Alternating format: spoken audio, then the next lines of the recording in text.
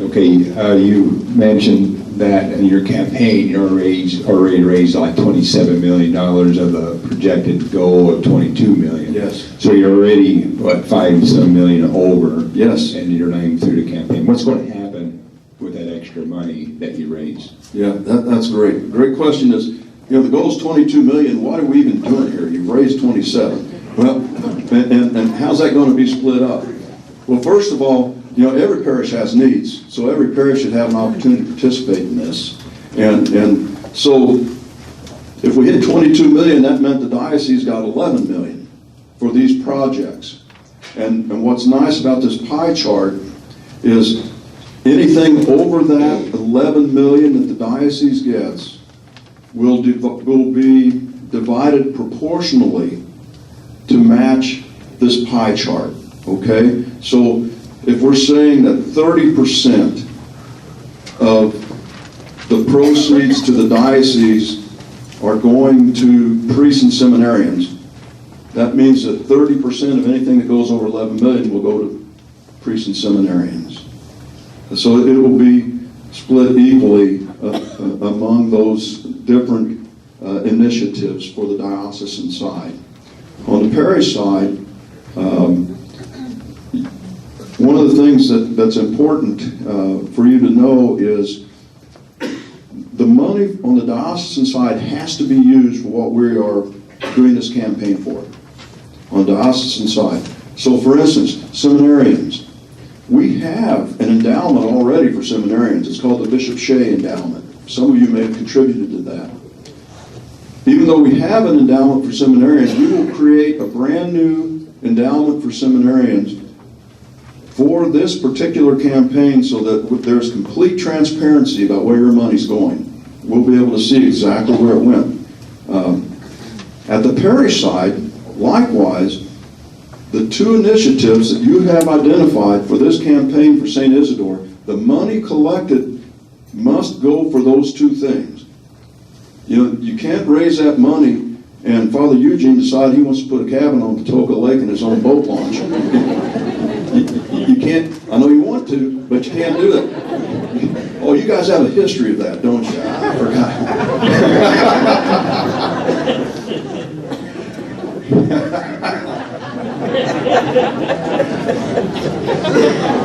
That wasn't right. I'll tell you about this later, Bishop. So at any rate, the money has to be used for the projects you've identified, okay? And same on the diocesan side. Other questions? My face getting red. What happens on the local level? It's more. So what would happen on the local level? We can talk about what happens with extra money in the diocese, but we come back to the parish, and they have to use for this project that we earmarked, and we have more money than what it takes. I love this dilemma. So this is a great dilemma. You guys are shooting for, you bumped your number up to 900,000? 950. Total, yes, total. To reach the two goals. Let's say you knock this thing out of the park and you raise $1.5 million. And the bulk of that extra $500,000 is going to stay here at the parish.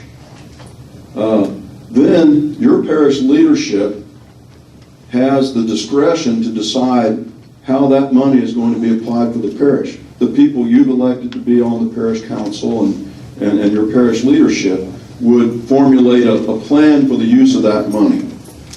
And it's not just Father Eugene and his special project at Patoka Lake. So. Okay?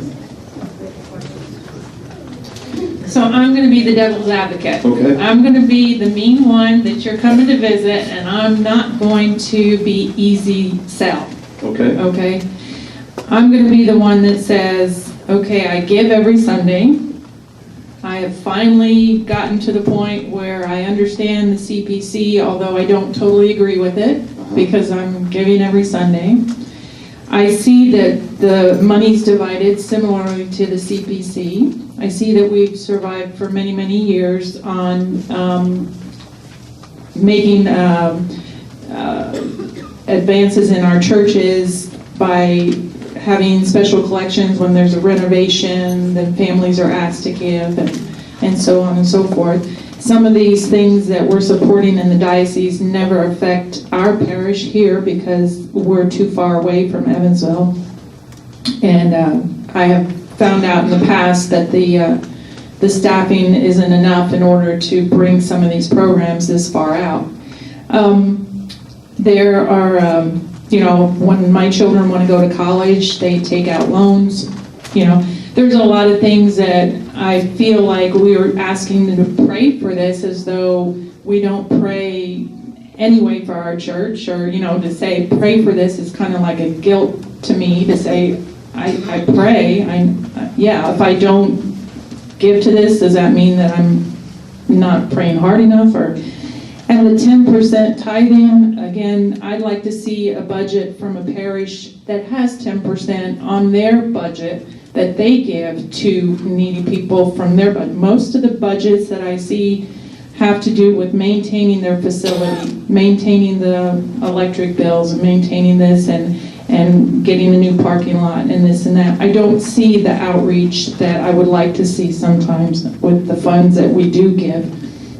So I'm the one that's going to be the mean one. Well, first of all, did you all hear the statement? Oh, clearly I won't restate all that, okay? First of all, you're not the mean one. You're asking questions about things you have passion about. I'm upset that I'm feeling guilty if I'm not supporting this. Yeah, and I would encourage you not to feel guilty about that. The question about praying about, what we're saying is, sometimes we tend to say, I hear it from folks, Father, I wish I could do that. I can't volunteer anymore. I don't have the energy. I'm old. I can't. All I can do is pray. And I said, that's not the least you can do. That's the most you can do. The starting point is prayer for everything we do as a church. Our starting point is prayer. The questions that you ask speak to your passions about where you'd like to see church to be, and over a cup of coffee, we could sit and talk about how some of these things address some of your passions, and they may come up short in other areas. But you're already, again, what Diane said is there are folks that are already supporting the work of the church and reaching to tithe and struggling to do that. And for those people, especially, we would say, you've already done your part. When she said 1%, the Catholics are known to give 1%. Well, I don't think she's considering all the other charity things that Catholics do. It's not just what you see in the basket on collection. Well, the statistic that Diane's talking about is charitable giving. 1 to 1.5%. Charitable giving is what the Catholics average. Correct? 1 to 1.5% back to their church. And then what is the charitable giving that the church gives from that? So it very much, the charitable giving of the church very much depends on the church. Some churches are probably far more intent about social outreach and doing it. It just depends on the church. Some of them are very deliberate. I know of a church that has in their budget 10% of their Sunday collection goes to issues of dealing with the poor. But if that's not happening, and if that's something you feel passion for, then I would encourage you to try to have an effect in that area in your parish. But this is a side conversation you certainly could have with your pastor about those issues. And you will find people, if you're one of the volunteers, you will find folks that have other issues that are much more important to them. And I wouldn't in any way diminish those passions, because that's how the Holy Spirit works. Each one of us have different pieces, different passions. And I wouldn't diminish that in the least. And it may be that their heart and the Spirit's leading them not to support this campaign. If so, say, thanks. If you can pray about it, great. And help us with your prayer if you would. But encourage them to bring those issues back to the parish, back to the pastor, back to the leadership, and say, can we look at this? Now, be prepared, if you're one of those people, to be put in charge of a committee. But we love folks like that, because that's how you get things done, people with a passion. And that may or may not have hit everything you wanted to touch on there, but I think it brings a really good example for us that are ambassadors about how we're going to approach our brothers and sisters. There's a lot they might have that we need to hear. And the best thing we can do is listen and then help them to move forward with that. Good question. Yes, sir. Yeah, I just want to address the previous speaker. I served on parish council with her for 3 years. And we were big on parking lots and painting this and doing this. And when we left the parish council, I know we had she had committed at least a large portion of our daily collections to charitable contributions. So she's been consistent in this for a long time. Well, and I think we need people that will hold, especially the poor and disenfranchised, hold them in front of us as a focus, and that's certainly near and dear to the heart of Francis. I mean, Jesus says he'll always be with us, but he doesn't say ignore that. And I think we have to be challenged in that. Let's face it, it feels pretty good for the majority of us when you put fresh paint on the wall and new carpet and have a nice warm facility, but the people of need can't be forgotten in all that. And we have to have voices calling us to accountability in that. Other thoughts or questions? Yes, sir. We'll get a microphone back there. We want to go back a few years. This CPC. It was going to be a one-time deal, then it went every year, and then it was supposed to be that CPC was only one collection, and then there was supposed to be no other collections throughout the year, and we got 2-3 collections every month. And then last year, we went over our CPC $9,000, and it just so happened that this year, the estimate went up $9,000. Have you got any comments on that? Yeah, I got some comments. First of all, CPC didn't start out as CPC. It had another name. You have to change the names on it every couple of years or so people keep giving. But let's think one thing, folks. We are part of a bigger church. Okay, we're part of a diocese. We're part of a bigger church, and that church, it's required that we have some means to sustain it. Okay, it has costs associated with it, our diocese, and so that's why we have some, whatever you call it. We use the word CPC right now, Catholic Parishes Campaign, as a means for the parishes to support the diocese, the work of the diocese for all of us. Now, the church could, and it used to do this, you didn't know it, because they didn't have these kind of campaigns, they just assessed the parish. And the parish paid the tax, if you will, to the diocese. That's how the diocese operated. But when we started doing things like the Catholic Parishes Campaign, essentially the diocese created a model that would help the parishes raise the money that was being assessed, gave them a tool to do that. The formula is, I'm sure, not perfect.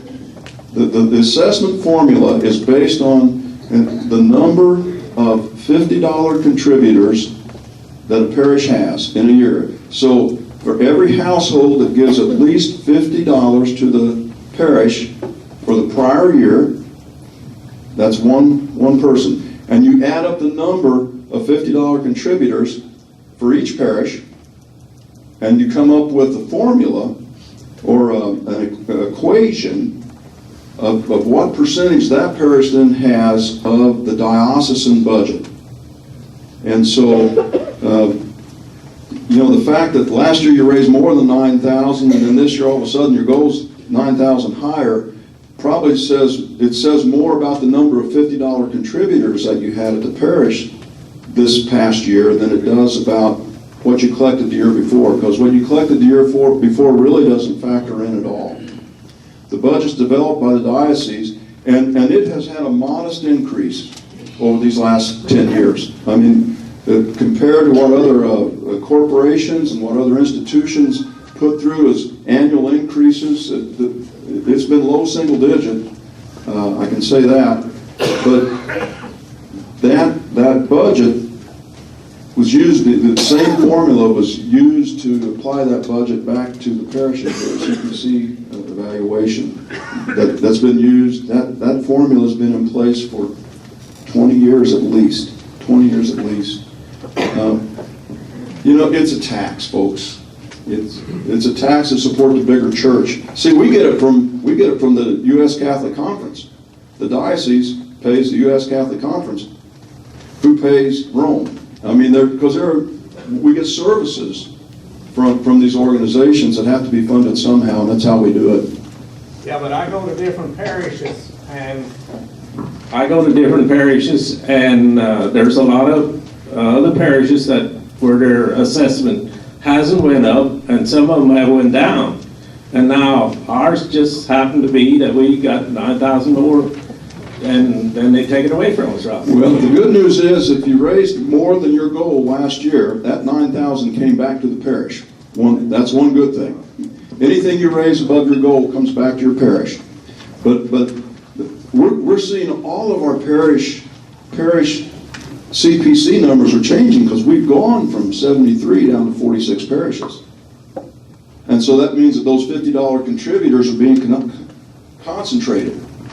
You know, it's not St. Raphael and St. Celestine, but the two of you together became St. Isidore. You've got more $50 contributors than you had as individual parishes.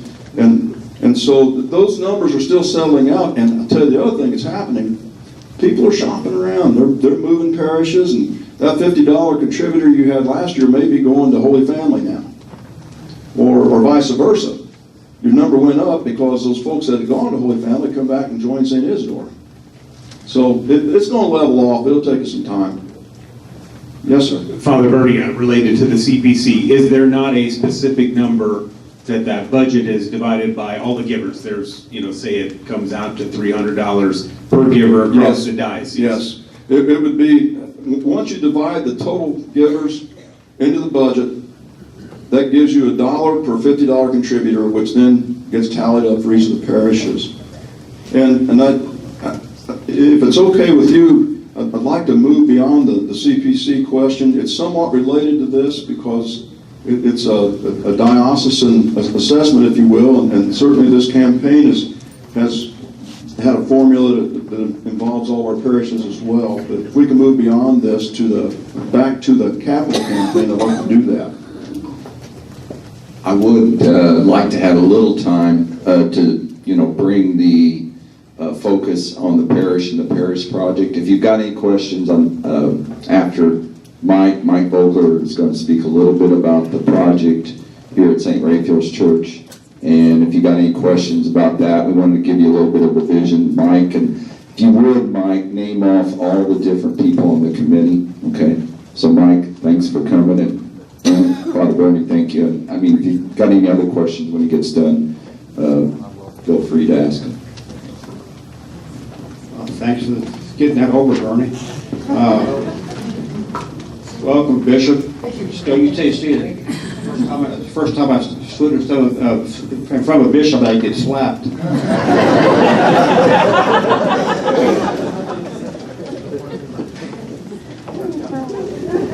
Didn't have a problem with Thompson. He was a little bit shorter.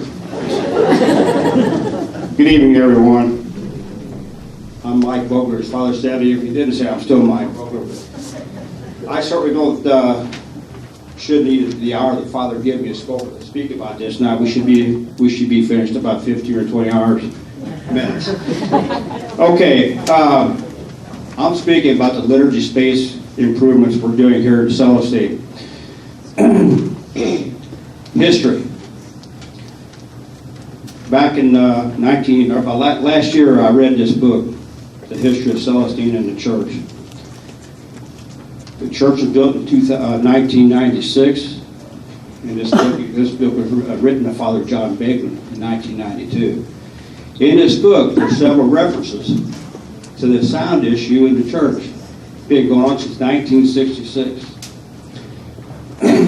There's been several references to sound problem, speakers, echoing, etc. This being a hands-on parish, we can do it ourselves. Parish took several actions to improve and remedy the situation throughout the year. Bigger speakers, amplifiers, speaker placement, wall coatings, paint, curtains, etc. However, the technology has changed throughout the years. Nobody knew about acoustics back in 1966.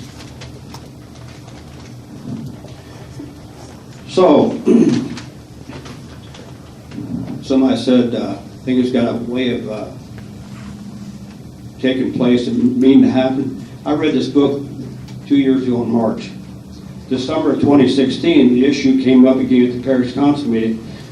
And gosh, so I, along with Deacon Mike, Janet Wahlberg, Glenda Reckelhuff, Derek Schmidt, Teresa Hof, we volunteered to solve the problem. Later that year, we added Tony Beekler and Alan Libhood because of their expertise in sound problems and issues and speakers and all that stuff, and it was very positive. With the parish council and Father Eugene's approval, we were permitted to use the money bequeathed to this church for that purpose. The committee met and we decided to explore improvements in the liturgical space in sound control and physical visible improvements. We hired Universal Designs out of Ferdinand and asked them to come up with 3 design options. We call them A, B, and C, to include acoustics panels and physical appearance as well. Option C, which I'll show you later, was very well received by the committee and the parish council. And this is where the teamwork and knowledge of our members of the committee came together. We spent a lot of hours talk about juggling schedules and all that, and good discussion, but it came out.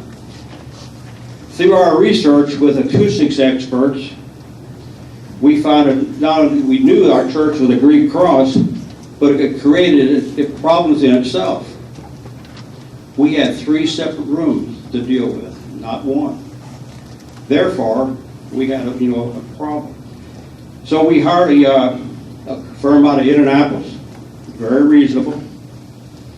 HDA Acoustics and Analytics out of Indianapolis helped solve our problem. We hope so. They gave us panel square footage and panel placement. The computer modeling, the company had no physical presence in our church. We gave him all the information by email and blueprints. We had copies of blueprints of that church, and the gray on it was grayer than my hair. We couldn't read it. Okay? Supposed to laugh.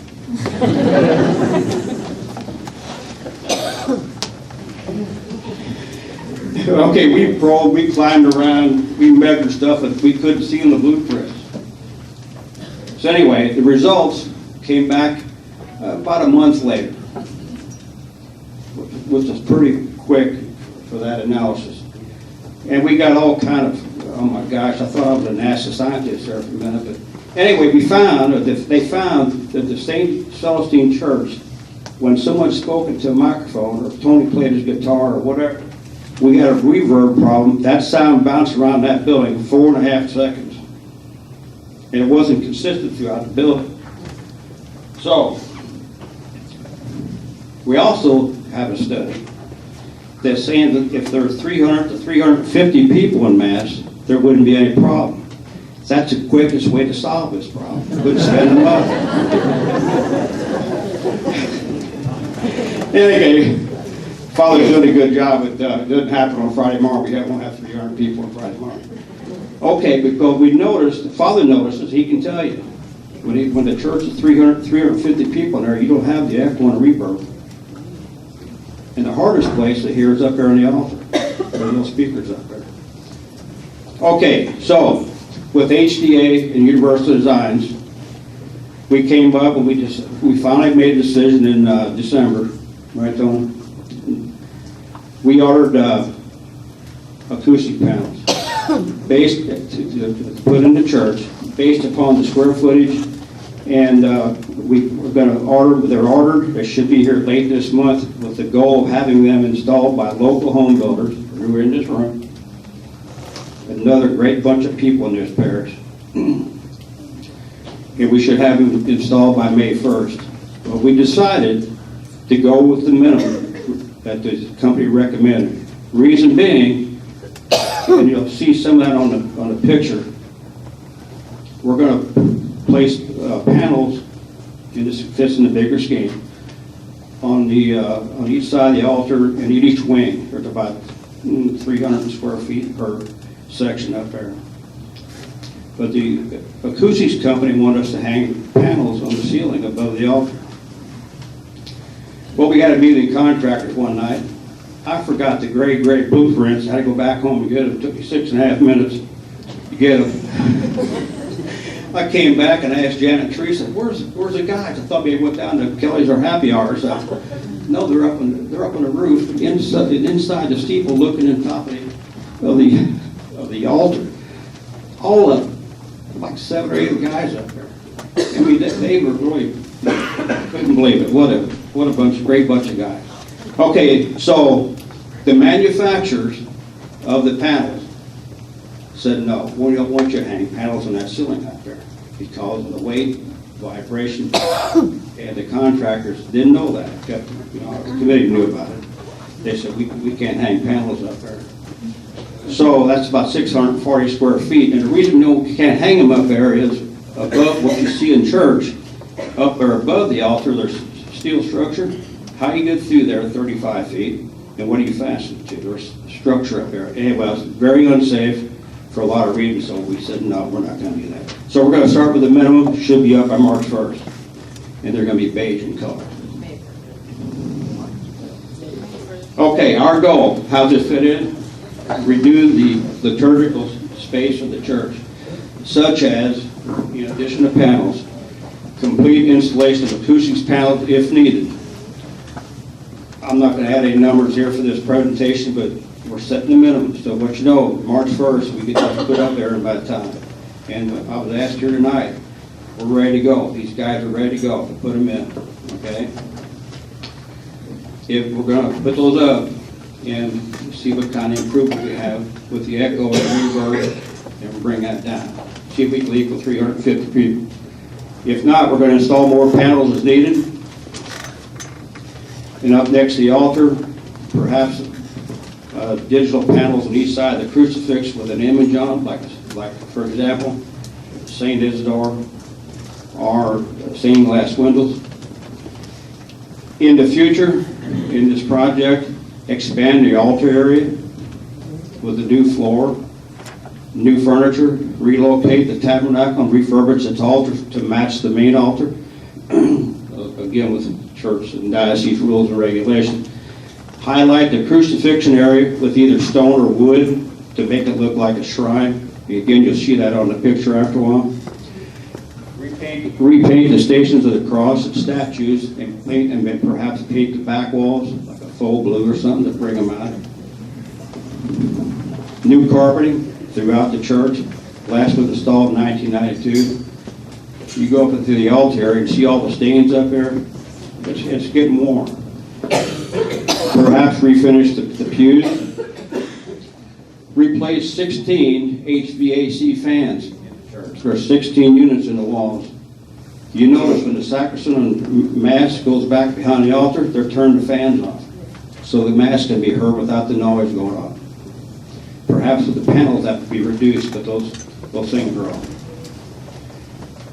Perhaps cushioning the pews to help with acoustics in strategic areas.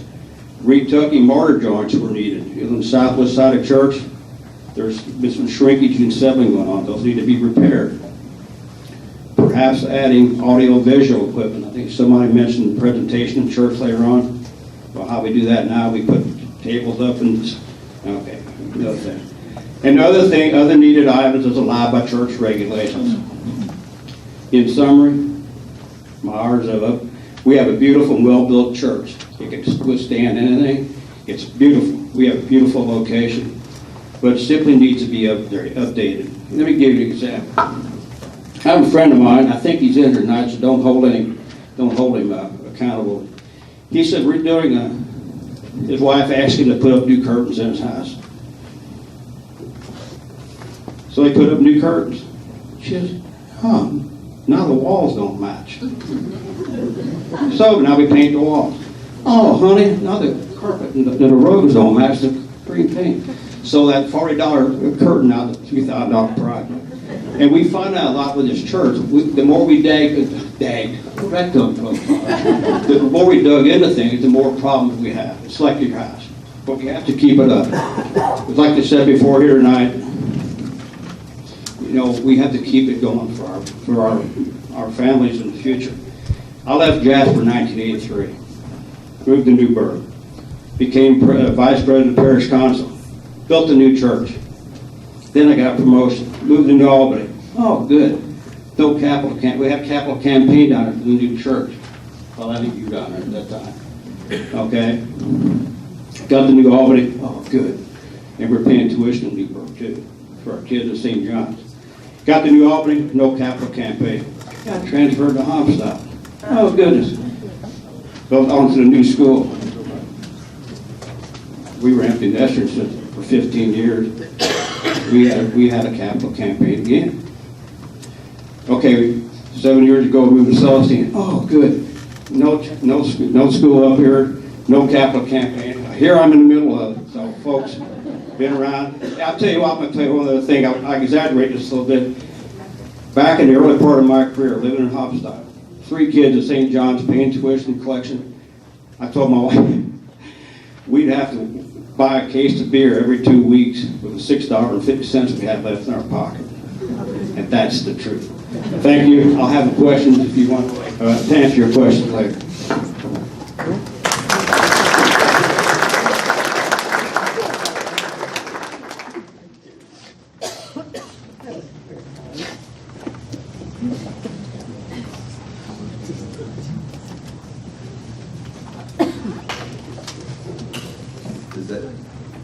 Does anybody have any questions about that, or if you want to see Mike or one of the people on the committee afterwards, you can talk to them or another time. The renovation for the church basement at St. Raphael's, does anybody have any questions on that? That project's not quite as far as along yet. One of the big reasons is we put together a feasibility study that Chad Mundy headed up. I was on it